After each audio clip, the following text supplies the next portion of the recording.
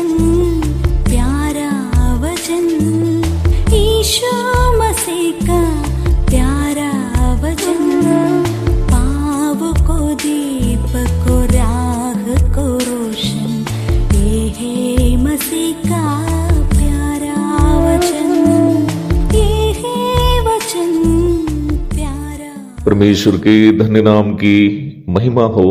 प्रभात मनन के सत्र 1832 में आप सभी का बहुत ही विनम्रता के साथ स्वागत करता हूं। आइए आज का मनन के लिए हम पढ़ते हैं इब्रानी अध्याय 4 पद 4, क्योंकि 7वें दिन के विषय में उसने यूं कहा है, परमेश्वर ने 7वें दिन अपने सब कामों को निपटा करके विश्राम किया। 6 दिनों में पृथ्वी की समस्त वस्तुओं की सृष्टि करने के बाद 7वां दिन में परमेश्वर के तीनों व्यक्तित्वों का विश्राम और सप्ताह के दिन में इस्राएलियों का विश्राम आदि पर हम कल चर्चा की थी। हम इस बात को कल देखे थे कि सप्ताह मनाने के लिए परमेश्वर इसलिए इस्राएल को आज्ञा दी थी ताकि प्रत्येक सप्ताह के अंतिम दिन हर एक इस्राएली अपने काम धाम से स्वतंत्र होकर अपने परमेश्वर की उपस्थिति में बैठकर परमेश्वर की उपस्थिति में बैठने से मिलने वाला विश्राम का अनुभव करें। हमें से जितने माँ बाप है यह अवश्य जानते ही होंगे कि हमारे बच्चे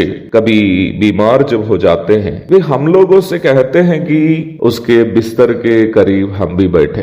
बीमारी की हालात में उसके करीब हमारी उपस्थिति हमारे बच्चों को बहुत सांत्वना प्रदान करती है। परमेश्वर के वचन हमें याद दिलाता है कि परमेश्वर कैसे अपने लोगों को सांत्वना प्रदान करता है। यशायाह 66:13 में हम इस प्रकार पढ़ते हैं, जिस प्रकार माता अपने पुत्र को शांति देती है वैसे ही मैं भी तुम्हें शांति दूंगा। निम्न शांति के बारे में यूहन्ना 14:27 में प्रभु यीशु मसीह अपने पवित्र प्रेरितों से कहते हुए हम पढ़ते हैं, विदा होकर क्रूस की ओर तथा स्वर्ग की ओर प्रभु यीशु मसीह का प्रस्थान के बारे में सुनकर यीशु मसीह के प्रेरित लोग बहुत ही उदास और निराश हो गए थे। यूहन्ना अध्याय 13 33 से 38 तक पढ़िएगा। इस परिप्रेक्ष्य में प्रभु यीशु उन बातें कह रहे हैं जो यूहन्ना के 14वां अध्याय में हम देखते हैं। आप जरा सोच के देखिए भाई बहनों, हम तो अपनी आंखों से प्रभु यीशु मसीह को अभी तक देखे ही नहीं, फिर भी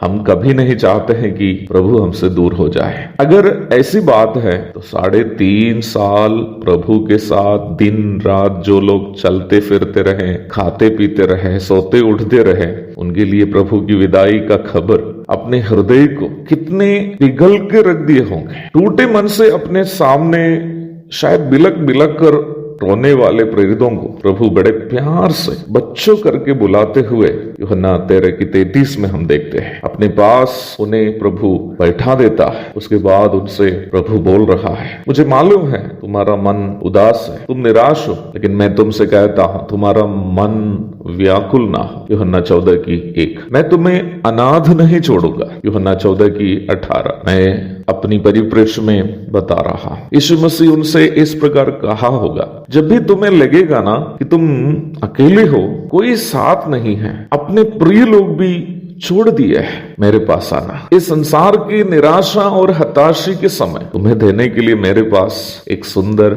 आशीष है। पुनः यूहन्ना 14:27 में प्रभु इस प्रकार उनसे कहते हुए हम पढ़ते हैं, मैं तुम्हें शांति दिए जाता हूं, जैसे संसार देता है मैं तुम्हें नहीं देता। तुम्हारा मन व्याकुल ना हो और न डरे। यीशु मसीह यहाँ पर अपनी शांति के विषय में, स्वर्गीय शांति के विषय में, जो केवल परमेश्वर दे सकता है, उस शांति के विषय में उनसे बता रहा है। इस संसार के किसी भी प्रकार की आशीष, चाहे धन दौलत हो, नौकरी हो, मान सम्मान हो, सुंदरता हो, कोई अन्य चीज हो, यह शांति दे नहीं सकता जो परमेश्वर देता है, जो यीशु मसीह की उपस्थिति में हम अनुभव कर सकते हैं। यही है वो विश्राम जो वर्तमान संसार में प्रत्येक मसीही विश्वासी अनुभव कर सकता है, जो संसार की कोई कीमती वस्तु मुझको और आपको दे नहीं सकती, परंतु यीशु मसीह दे सकता है। एक और शुभ दिन की धन्य कामनाओं के साथ आज का मनन में यहाँ समाप्त करता हूँ। प्रभु अपनी शांति से आप सभी सुनने वाले भाई बहनों के हृदय को भर दे। आमीन।